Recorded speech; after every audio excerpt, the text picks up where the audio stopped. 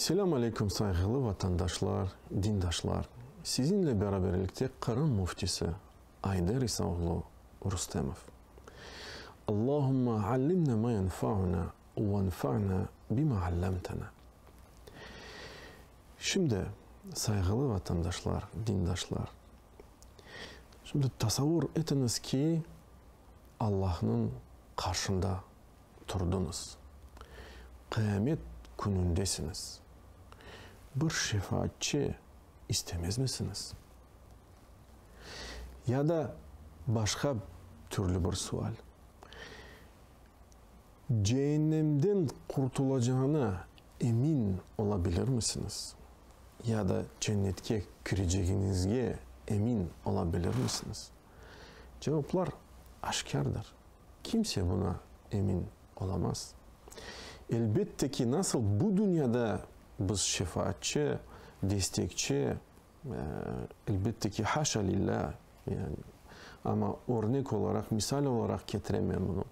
Bir müdürge kirgende nasıl bir destek ya da şefaatçi bizim dinlesin, bizge yardımcı olsun, istek, bir menfaat kazanmak için eminim ki kıyamet gününde hepimiz buna muhtaç olacağımız.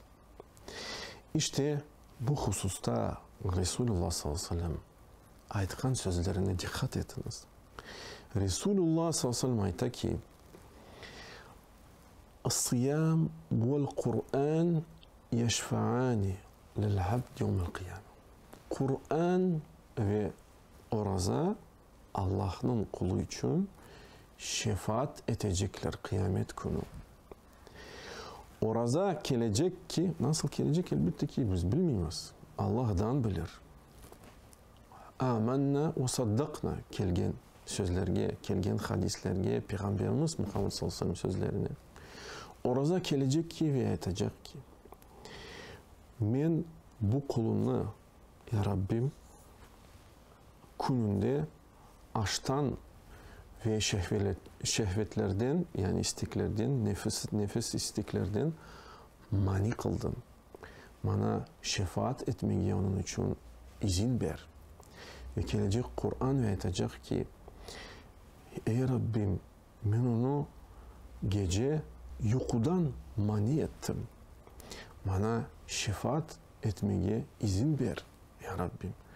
Ve onlara yani orazaha ve Kur'an'a bu şefaat etmeye izin verilecektir. Allah subhanahu teala bizne ehlil Kur'an'dan kılsın.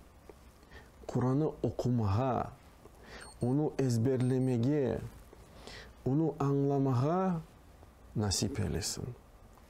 Allah subhanahu teala yar ve yardımcımız olsun. Ve sallallahu ala nebiyyina Muhammed ve ala alihi ve sahbihi ecmaîn.